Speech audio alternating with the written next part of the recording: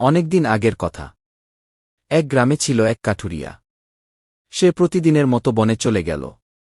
সেখানে গিয়ে সে কাঠ কাটবে। প্রতিদিনের মতো সে সেইগুলো বিক্রি করে তার জীবিকা নির্বাহ করবে।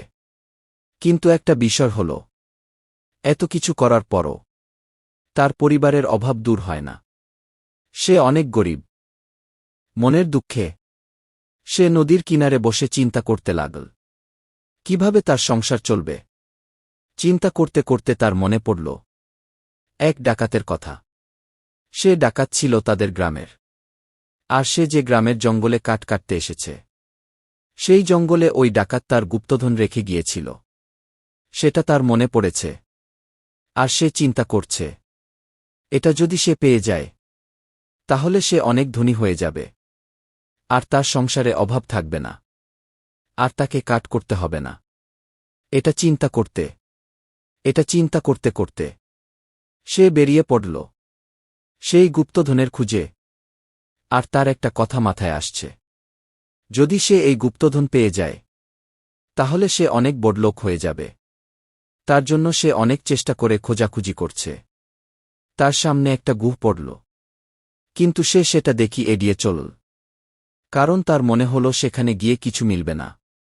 কিছু দূর যাওয়ার পর তার আবার মাথায় আসল, যদি সেখানে গিয়ে কিছু পেয়ে যায়। তাই সে গুহার দিকে যেতে লাগল। আর সেখানে ভিতরে গিয়ে সে যা দেখার জন্য প্রস্তুত ছিল না।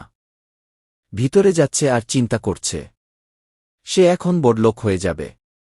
তার যত স্বপ্ন আছে তা পূরণ করার চেষ্টা করবে। তারা কাঠ কাটতে হবে না। সে ভিতরে যাচ্ছে আর চিন্তা করছে, যদি সে ওই গুপ্তধন পেয়ে যায়, তাহলে সে অনেক বড়লোক হয়ে যাবে।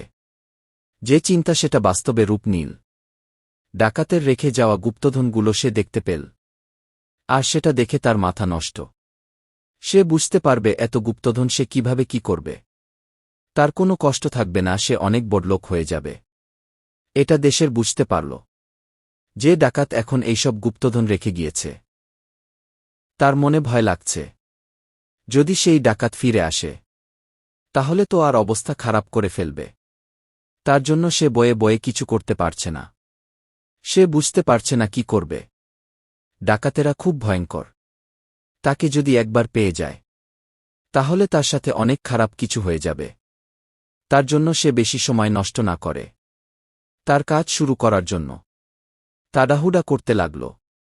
একটা সময় সে সেই গুপ্তধনগুলো বেগে পড়তে লাগল এবং তাড়াহুড়া করে সব গুপ্তধন ভরে ফেল। ডাকাতরা আসার আগে সেসব কাজে রেডি করে ফেল।